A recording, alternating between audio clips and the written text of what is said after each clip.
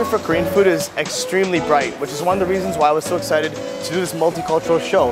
And when we first spoke about it, I had so many different ideas for Korean fusion because a lot of the flavors are very bold and bright, and I love cooking with them. It's one of my favorite cuisines, and I demonstrated today that there's a plethora of different menus and different ways you can use traditional Korean ingredients, and the food, the end result is amazing. I've never been to Korea, but I'd love to go, and I need a good tour guide when I go too, but I would be most excited to have traditional, authentic Korean food, and especially the street food. I've heard a lot about the street food there.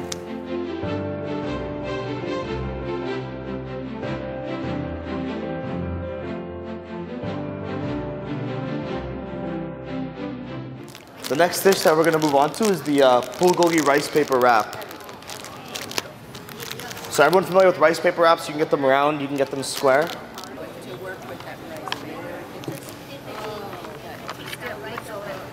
So this is kind of unconventional, but I have a frying pan. I need something with a large enough surface area to fit the square. Whenever I use rice paper wraps, I like to use nori as well, seaweed. So you drop it into some hot water and it becomes translucent. How hot is the water? The water is very hot. You should use warm water. But if you use hot water, the process works a lot quicker. If it starts to stick up on itself, just kind of drop it right back down, loosen it up. And it's really important that when it gets to your cutting board, that you lay it out completely flat and straight. Any wrinkles in this will show up in the roll after. So nice and straight, you want to get it. Now what I like to do as well is to use some sushi seaweed, some nori. And I like the squares because the square goes right down on top. I made some bulgogi before, which is stands for barbecued beef. Yeah. I believe with brown sugar. There's no carrots in this one. There's a little bit of ginger, rice wine vinegar, soy sauce, brown sugar. Almost perfect. Korean. Almost. I'll just lay down some bulgogi here. I used ribeye for this as well. Sorry? Bulgogi. Sorry? I pan-fried it. Yeah. I pan-fried it with just some garlic and some red onions.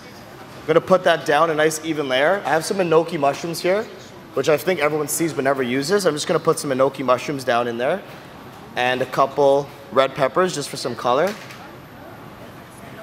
Just like that. And what we're gonna do is roll this up. And essentially, when you roll it up and you put the first seam over, you want to kind of pull it back, just like you would do sushi. Pull it back so you get a nice roll, and if you pull too much, then it's going to rip. But you want to get a nice roll. So I'll keep rolling up and I pull back. Roll up and I pull back. And actually the cutting board helps you because the cutting board will hold that rice paper to it. So when you pull back, you don't just pull right off the cutting board. Nice and even. You could use a sushi mat, but you don't need to. I think with the nori in it, it helps to roll. If you don't have the seaweed in there as that kind of support structure, it doesn't work out as well. So you're looking for a roll just like this. The trick when you're doing these is to have one sheet in the water whenever you're working. That way, as soon as one is done, you're ready to move on. But this water is very hot, so it's gonna move very quickly. This is another dish that I'm going to top with kimchi, but you have different options too. Like I'll be making an aioli with some gochujang in a few minutes. You could take the kimchi, you could chop it up with some parsley and some cilantro and add tomatoes to it, and you have a kimchi salsa. So there's different ways that you could spin it off, but for this dish, it'll taste great just on top. So again, water's very hot. It comes to right away. Okay, just like that. Back in the water, just kind of loosen it up a bit. So very simple. Drop it down square onto the mat, onto your cutting board. You don't want any wrinkles, like I said before, because it'll show. I'm going to show you something very cool now. I have here what we call microgreens. They're not the cheapest things in the world, but they help you to garnish plates. And they're the most beautiful things in the world. So let's say we made that mango salad and we put some of these right on top. It would look very pretty. Microgreens, and there's dozens and dozens of them. So I have two different kinds here, and I'll show you a really cool trick that we use.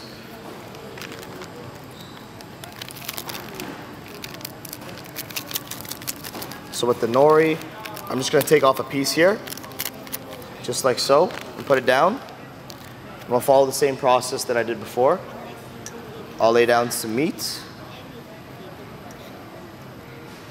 just like so. We'll take some of the mushrooms that we have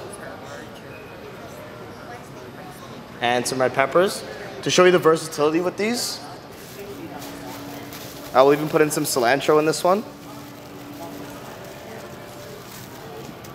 With the cilantro, it's always best to use the sprig of it. It's very potent, it has a lot more flavor. And if you want, you can put the leaves as well, so I'll put 2 down like that. And then same thing, you get that first roll over, just like you would with the sushi. You could use a mat if you put saran wrap on it, and you just want to pull it back and roll over.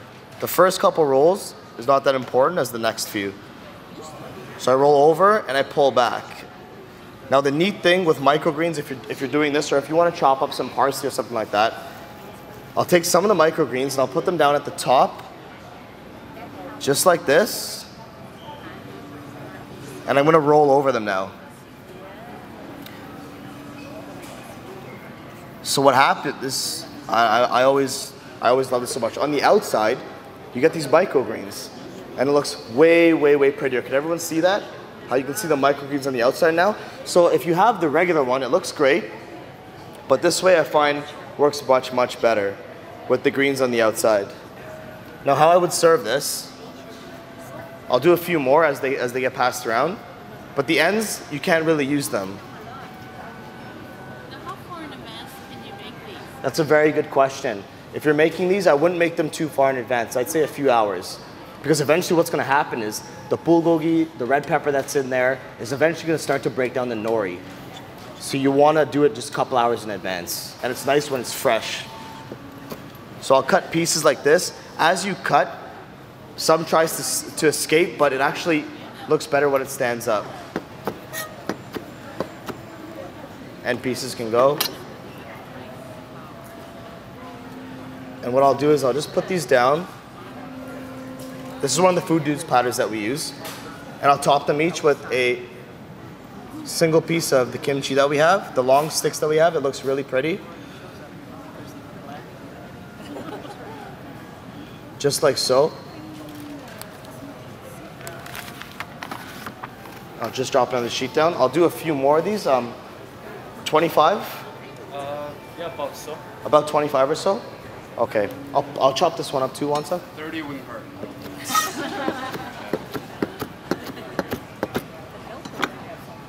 And this is the one with the microgreens in it. You can see how pretty it looks. So I think I'll do them all with microgreens. I'm just gonna put a garnish down on this plate so you have something pretty to look at before you go, Wansak. I will take a lemon, and I'm gonna teach this to you. This is what you can do at home. Just if you have guests coming over, it looks a lot prettier. So take a lemon and take 2 slices from it.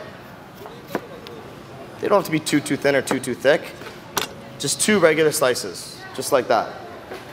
Now with one of them, you're gonna cut a line right down, halfway down. Just like this. Okay, so right down the line. So now it can go both ways. If you have some parsley at home, or if you have microgreens, best case, or even some lettuce, take some of those microgreens, rest them right on top, and then you want to put the lemon wedge down like this, and it goes right on top, and it looks very pretty. So I'll put this down so as once it comes around, you can see that garnish. If it falls, put it back. So another cool thing too, this is just the garnish. Oh, okay. So it looks pretty. If you have black sesame seeds kicking around, okay. You could eat it, Right. but it's not on my menu. Look, some black sesame seeds to garnish it. And can they use their hand to eat it? Yeah, you can pick it up with your hands, absolutely.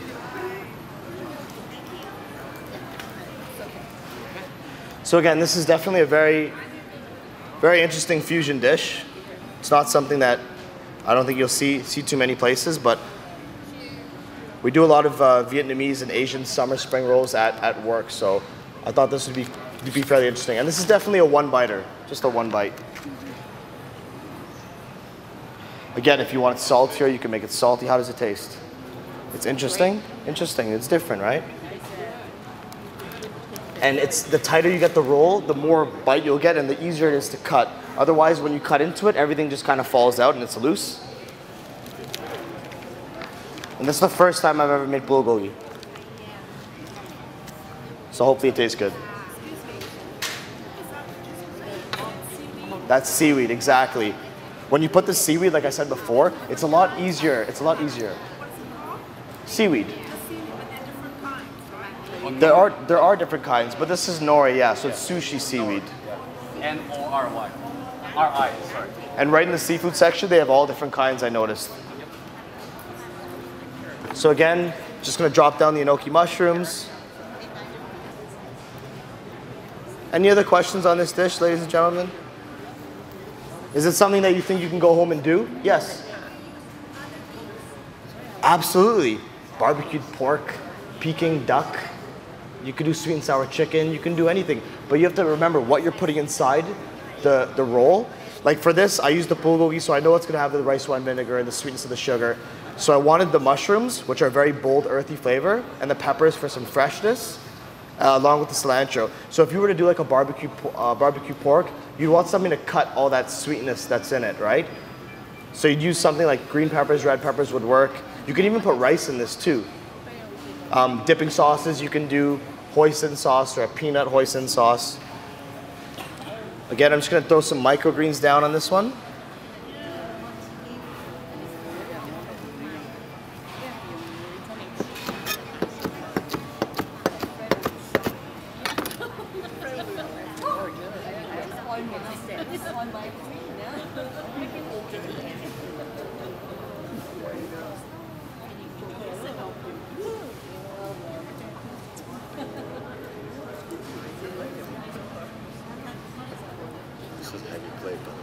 The platter, yeah. Our platters are actually very heavy. They're custom made for us.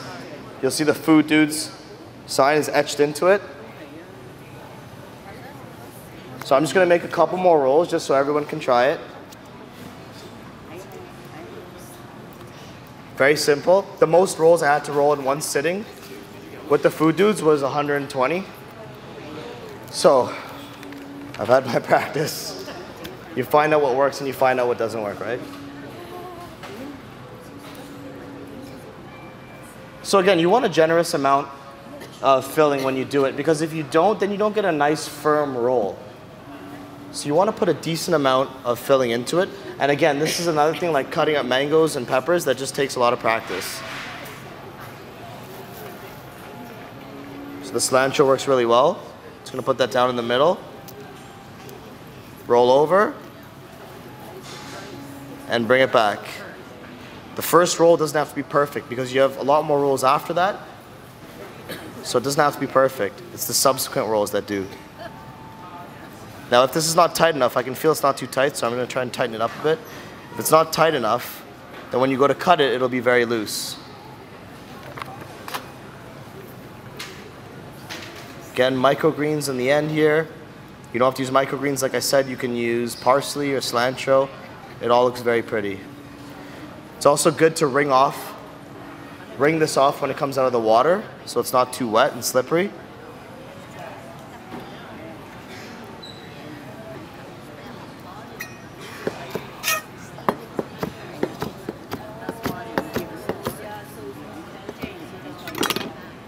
It's always better to let these rest a bit after you roll them, just because the outside seam of the rice paper will tend to come undone a bit because it's still a little bit wet. As it dries, but I'll plate these right away for you. If it comes off, you can just roll it right back around. How does it look? It looks amazing. Can you do this if you go home? Yeah, for sure. Perfect, you're gonna make it for me. Okay, done. See, it's already starting to stick to my hand, so as it dries, it's good to go. Just like that. See how it's sticking to my hand? Mm-hmm. So that means it's just gonna start sticking to itself. It just needs a little second to dry. And I'm gonna top this with a little bit of kimchi. 2 more rolls, you think? Everyone in the back hasn't had a chance to try this yet, right? 2 more, yeah, 2 more would be good. I see my friend there is getting a little bit hungry. Yeah. We'll get to you right away. Yeah, that can go. More kimchi. Good luck, and I'm just going to fix this. Thanks. Yeah, very cute, very interesting, and it's a good point that you raised about can you use other things when you're making these? And yeah, you can put anything. You can make them all vegetarian. You know what'd be really cool too? You can put the mango salad in here. Why not? Beautiful colors. It'd be vegetarian. Just want to wring the water off it. Dry cutting board, so it clings to your cutting board or your work surface. Cutting boards work very well. Just stretch it out. No creases. Has anyone worked with rice paper rolls before here? You have? And what kind of filling did you use in them? Just vegetables and stuff? No meat? Some meat? Shrimp and pork? Very nice. And did you have some vegetables in there with the shrimp and pork? That would be okay. The last one will be okay? Okay. Perfect. And what kind, did you have a sauce to go with that or? Soy, yeah, that's nice. Fish sauce, soy sauce, beautiful.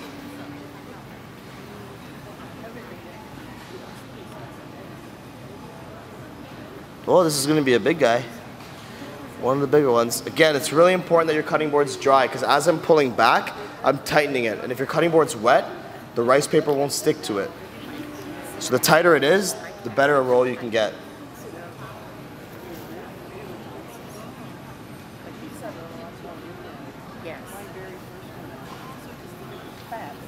Everyone that's tried it, any suggestions? Like, would you want it spicier, lacking flavor, acid, like want it sweeter, hot sauce? When you use the seaweed, it's so much easier to roll because this rice paper, when it's wet, is like it's like gelatin. It's so dangly, but this gives it some structure. So when you use the nori in it, it adds more flavor, it adds color, and it's just easier to roll. Because if this isn't there, it's much more difficult to roll. You have that loose gelatin kind of rice paper with all these ingredients and like, it's much more difficult. The next dish I'm gonna move on to after this is a black sesame crusted tuna dish. Everyone likes tuna here? Has anyone crusted it with sesame seeds before? Nobody? Has anyone heard of this? Yes. Okay, because the tuna dish is gonna be relatively raw. But it's phenomenal. It's something that we do a lot at work. Everyone got a chance to look at the garnish too? Oh, it's falling apart. If you guys would like, I'd show you a couple more garnishes as we go along so you get some ideas. Yeah, it's a good idea? Okay, great. Okay, good. And yeah, that's good. Thank you. Anyone like one more? Make sure everyone had though, right? Everyone tried it? Did you get one at the back? Did you try one? No? Not hungry? All